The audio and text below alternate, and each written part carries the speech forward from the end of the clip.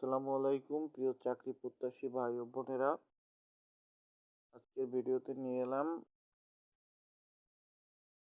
বাংলা সাহিত্যের ১০০টি গুরুত্বপূর্ণ এমসিকিউ এর শেষ পর্ব, অর্থাৎ ৮১ থেকে ১০০ পর্যন্ত। তো কথা না বলে সরাসরি চলে যাচ্ছে মূল ভিডিওতে। তার আগে যারা আমার চ্যানেলটি সাবস্ক্রাইব করেন না, এখনই সাবস্ক্রাইব করে পাশে থাকা বেল বাটনটি বাজিয়ে রাখুন। ৮১ নম্বরে আবৃত্তি কাব্য রচনা করেছেন কে? সঠিক উত্তর ভি, সুনীল গঙ্গোপাধ্যায়।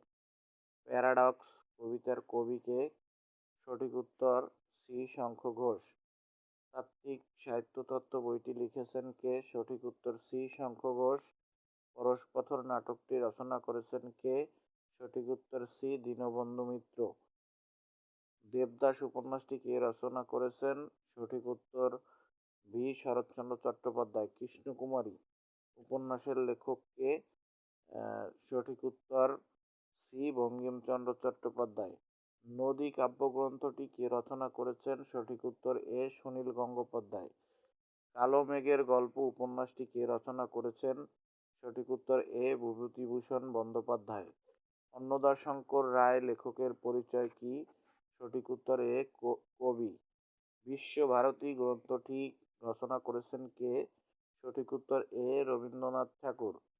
পান্না উপন্যাসটি কে রচনা করেছেন? সঠিক উত্তর এ, শরৎচন্দ্র চট্টোপাধ্যায়। আধুনিক বাংলা নাটক বইটি রচনা করেছে কে? সঠিক উত্তর বি, শঙ্খ ঘোষ। ৯৪ মাধ্যমিক বাংলা সাহিত্য বইটি কে রচনা করেছেন? সঠিক উত্তর সি, মনীষা চৌধুরী। কাব্যসঙ্গীত কে রচনা করেছেন? সঠিক উত্তর বি, রবি ঠাকুর। গল্পের গল্প বইটি লিখেছেন কে? সঠিক উত্তর সি, হুমায়ুন আহমেদ। মধুর কণ্ঠ কাব্যগ্রন্থটি কে রচনা করেছেন? সঠিক উত্তর বি, সুনীল গঙ্গোপাধ্যায়। কণ্ঠবিহীন কবিতা কে রচনা করেছেন? সঠিক উত্তর সি, শঙ্খ ঘোষ। বাঙালি সমাজের ইতিহাস বইটি রচনা করেছেন কে? সঠিক উত্তর সেলিনা হোসেন। শূন্যতার রেখা উপন্যাসটি কে রচনা করেছেন? সঠিক উত্তর এ, হুমায়ুন আহমেদ। সর্বশেষ ১০০ নম্বর প্রশ্ন, রবীন্দ্রসঙ্গীত বইটি লিখেছেন কে? সঠিক উত্তর বুদ্ধদেব বসু। এই রকমের আরও নতুন নতুন ভিডিও এবং সকল সাবজেক্টের বাংলা, অঙ্ক, ইংরেজি সকল বিষয়ের 100% গুরুত্বপূর্ণ এমসিকিউ প্রশ্ন পেতে আমার চ্যানেলটি এখনই সাবস্ক্রাইব করে রাখুন।